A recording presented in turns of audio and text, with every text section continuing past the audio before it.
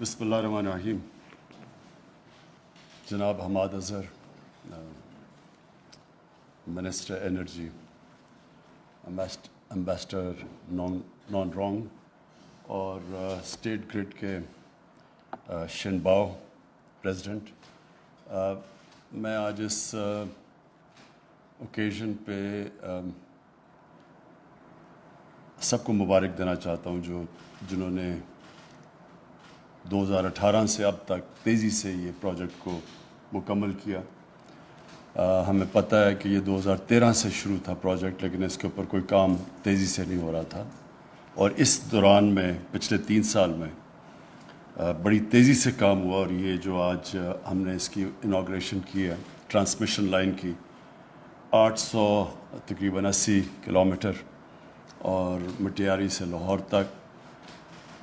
جو اس کی سب سے بڑی خوبی ہے, اس سب سے ماڈرن کہہ لیں state of the art transmission line, اس کی سب سے بڑی خوبی یہ ہے کہ اس میں لائن لاسز تقریباً 4% کے قریب ہیں, اور جو اب تک پاکستان کے لائن لاسز ہیں وہ 17% ہیں.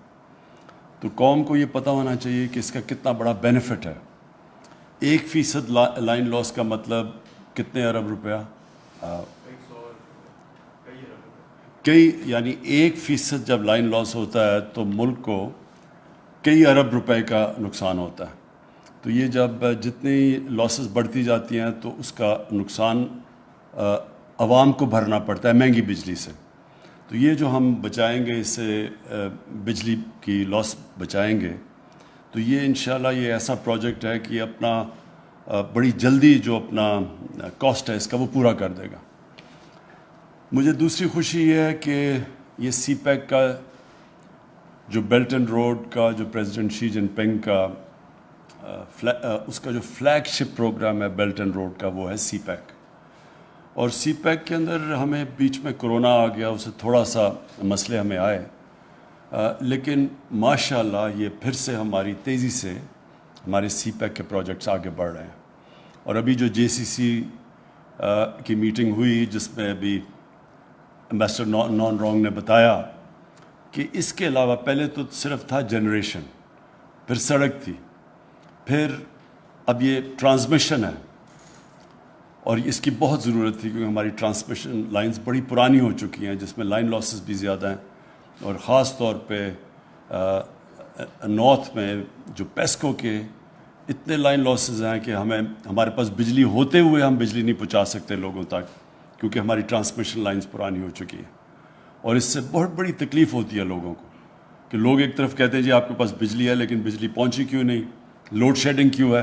لوڈ شیڈنگ اس لیے ہے کہ وہ جو ٹرانسمیشن لائنز ہیں وہ اتنی پرانی ہو چکی ہیں, ان کے اوپر انویسٹمنٹ ہی نہیں کی, اور ہمارے ہوتے ہوئے بھی بجلی ہم لوگوں تک نہیں پہنچا سکتے. تو یہ وہ پروجیکٹ ہے جس میں اب state of the art latest قسم کی ٹرانسمیشن لائنز ہیں, اور آپ کو سامنے نظر آ گیا کہ کہاں 17% لائن لاسز اور کہاں 4% پہ آ گئی. تو انشاءاللہ یہ ہم اس کے اوپر بھی انویسٹ کر رہے ہیں, باقی بھی ٹرانسمیشن لائنز پہ. لیکن سی پیک کا شروع ہوا تھا سڑک اور پاور جنریشن سے, اب ٹرانسمیشن پہ پہنچ گیا, اور اب جو اگلا ہمارا راستہ ہے وہ ہے انڈسٹری کا.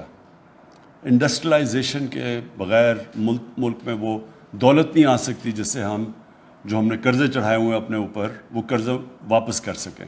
وہ جب تک ویلتھ کریشن ہوگی, دولت میں اضافہ ہوگا ہی تو ہم قرضے واپس کریں گے. جس طرح ایک گھر ہے, گھر جب مقروض ہو جاتا ہے تو گھر اپنے قرضے کیسے اتارتا ہے, پہلے آمدنی اپنی بڑھاتا ہے, آمدنی بڑھتی ہے تو وہ قرضے واپس کرتا ہے.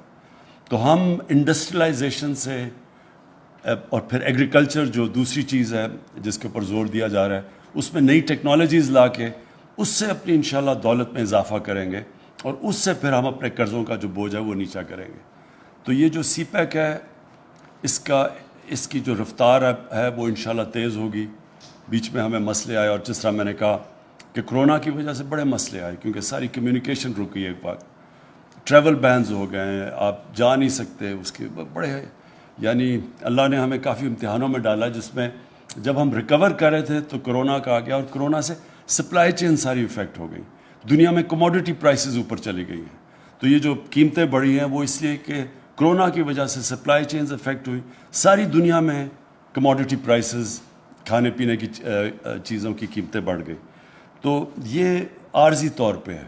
انشاءاللہ جس طرح بھی ویکسین لگتی جا رہی ہے اور پھیلتی جا رہی ہے اور کرونا کا جو خوف ہے وہ کم ہوتا جا رہا ہے، اور ہمیں امید ہے، ہم کہہ نہیں سکتے، 4 تو کرونا کے ویوز آ چکے ہیں، تو امید ہے کہ انشاءاللہ یہ اس کے بعد جو ویو ہوگا وہ بڑا کم ہوگا. آئیں گے تو صحیح، لیکن اگر ہم نے ویکسین لگا لی تو کم ہوگا. تو اس سے انشاءاللہ سی پیک کے بھی پروجیکٹس تیز ہو جائیں گے، اور ہمیں یہ جو بھی عارضی طور پہ مشکل پڑی ہوئی ہے مہنگائی کی، یہ بھی انشاءاللہ نیچے آ جائے گی. تو میں پھر سے آج اس پروجیکٹ کے اوپر سب کو، اسٹیٹ گریڈ کو بھی، اپنی جو ہمارے لوگوں نے کام کیا اس کو بھی، سب کو میں آج خراج تحسین پیش کرتا ہوں. شکریہ.